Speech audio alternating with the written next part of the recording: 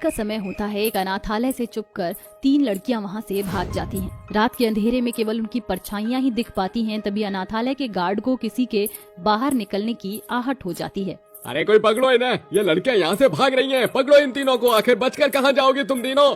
वह तीनों लड़कियां पीछे पलटे बिना ही भागती रहती हैं और भागते भागते वह तीनों एक जगह आकर रुक जाती हैं। ओह जीसस, आज तो हम बाल बाल बच गए। हाय अल्लाह, इतना तो मैं जिंदगी में कभी नहीं भागी। थैंक्स भगवान जी। चलो जो भी हुआ, अब हम तीनों अपनी जिंदगी अपने तरीके से जी सकते हैं। आज से हमारे धर्म को लेकर कोई हमारे साथ भेदभाव नहीं करेगा। वो अनाथालय वाले हमारे साथ बहुत बुरा बर्ताव किया करते थे। यस ऑफ कोर्स, अब गॉडफादर हमें हमारे आगे का रास्ता दिखाएंगे। उनके पास जो पैसे होते हैं उनसे वह अपने लिए किराए का मकान ले लेती हैं और तीनों अलग धर्म की लड़कियां उसमें रहने लगती हैं। ओह गॉड, हम अनाथालय से भाग तो आए हैं लेकिन हमारे पास कोई नौकरी नहीं है। अल्लाह मियां से मैं दुआ करूंगी कि हम तीनों को जल्दी ही कोई नौकरी मिल जाए ताकि हम अपनी परेशानियों को थोड़ा कम कर सकें। हे भोले बाबा, हमारी कोई तो मदद करो, तुम्हारे भक्तों पर पीड़ा आन पड़ी है। वह तीनों अपने लिए नौकरियां ढूंढती रहती हैं लेकिन उन तीनों को कहीं भी नौकरी नहीं मिलती, जिसकी वजह से वह तीनों कुछ दिनों तक बिना खाना खाए यहाँ वहाँ दर दर की ठोकरें खाने लगती हैं। भोले बाबा की कसम, अब मुझसे और भूखा प्यासा नहीं रहा जा रहा। अल्लाह कुछ तो रहमत कर, तेरे बंदे दर दर की ठोकर खा रही हैं। Jesus please help us. मुझे अपने गॉडफादर पर यकीन है, वो हमारी मदद जरूर करेंगे। कुछ ही दूरी पर चलने के बाद गायत्री को भोले बाबा का मंदिर दिखता है। रूबीना को एक मस्जिद दिखाई पड़ती है तो वहीं जूलियट को एक चर्च दिख जाता है, जिसके बाद वह तीनों अपने अपने धर्म की जगह पर जाकर अपने अपने भगवानों से प्रार्थना मांगने लगते हैं। जिसके बाद उन तीनों के सामने भोले बाबा, गॉडफादर और अल्लाह प्रकट होते हैं। तुम मेरी बहुत सच्ची भक्त हो और मैं तुम्हें परेशान होते हुए नहीं देख सकता, इसलिए मैं तुम्हें वरदान देता हूँ। जब भी तुम खाने के बारे में सोचोगी, तुम्हारे सामने खाना प्रकट हो जाएगा। वहीं दूसरी तरफ गॉडफादर जूलियट से कहते हैं, हमारे होते हुए तुम्हें परेशान होने की जरूरत नहीं है। हम तुम्हारे फादर हैं। तुम्हें हमसे जो चाहो वो हमसे मांग सकती हो। फादर, मेरी परेशानियों को दूर कर दो, मैं कई परेशानियों से गुजर रही हूँ। इसके बाद जब भी तुम्हें याद करके अपनी आंखों को बंद करोगी, तुम्हारे सामने कई सारे हीरे प्रकट हो जाएंगे, जिसकी मदद से तुम अपनी परेशानियों को दूर कर सकती हो। वहीं दूसरी तरफ अल्लाह रूबीना से कहते हैं, रूबीना, परेशान होने की जरूरत नहीं है। मैं तुम्हें एक ऐसी शक्ति देता हूँ कि जब भी तुम अपनी आंखों को बंद करके अपने अल्लाह को याद करोगी, तुम्हारे सामने सोना और सोने से बनी हुई ज्वेलरी आ जाएगी।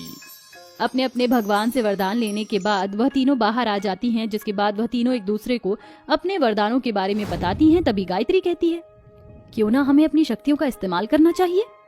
हाँ, तुम बिल्कुल सही कहती हो, चलो एक बार हमें अपनी शक्तियों को परखना चाहिए।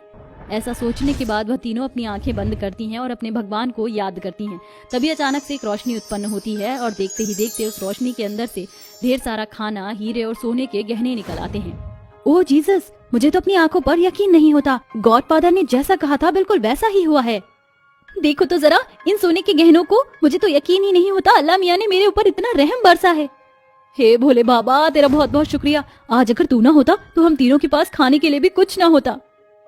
वह तीनों एक जगह बैठकर आराम से खाना खा लेती हैं, जिसके बाद वह तीनों सोने और हीरे की मदद से अपने लिए खुद का एक घर खरीद लेती हैं और उसमें रहने लगती हैं। घर लेने के बाद भी उन्हें अपने माता पिता की कमी महसूस होने लगती है। ओह जीसस, काश कि मेरा भी एक परिवार होता। अरे जूलियट, तुमने तो मेरे मुंह की बात सुन ली। मैं भी हर रोज भोले बाबा से यही मांगती हूँ कि वो मुझे भी एक परिवार दे दें। अल्लाह मियां हम पर इतना रहम बरसा कि अब हमें उनसे कुछ भी मांगने की जरूरत नहीं है। हम अपना परिवार खुद बना सकते हैं, क्यों ना हम तीनों शादी कर लें। रूबीना की बातों पर गायत्री और जूलियट ध्यान देती हैं।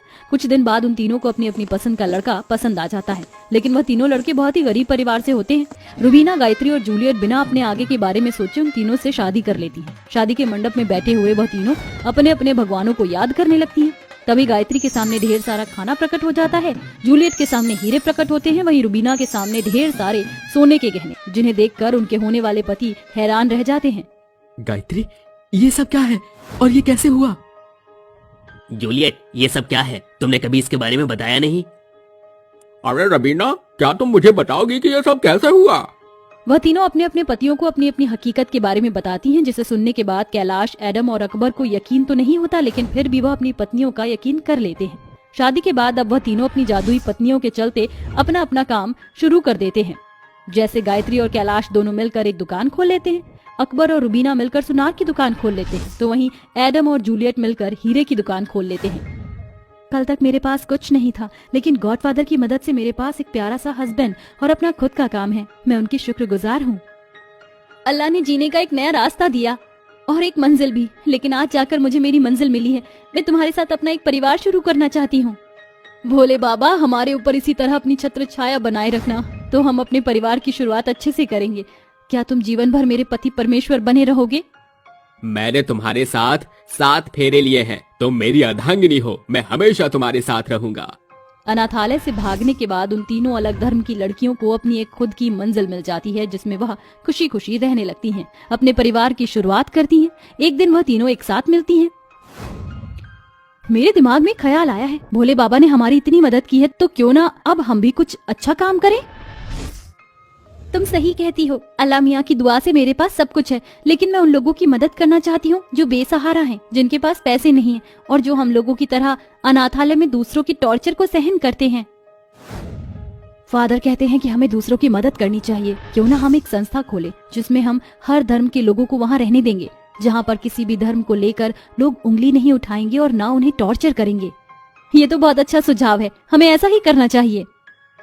रुबीना, गायत्री और जूलियट अपने भगवानों को याद करने के बाद अपनी आंखें बंद कर लेती हैं, जिसके बाद वहां एक रोशनी प्रकट होती है और उसके अंदर से कई सारे भोजन, हीरे और सोने के गहने प्रकट होते हैं, जिसके बाद वह तीनों उनकी मदद से एक बहुत बड़ी संस्था खोलती हैं और उसमें हिंदू, मुस्लिम और क्रिश्चियन हर धर्म के लोगों को रहने की जगह देते हैं। उनके ऐसा करने से कई बेसहारा लोगों को उनकी जिंदगी और उनके जीने का मकसद मिल जाता है।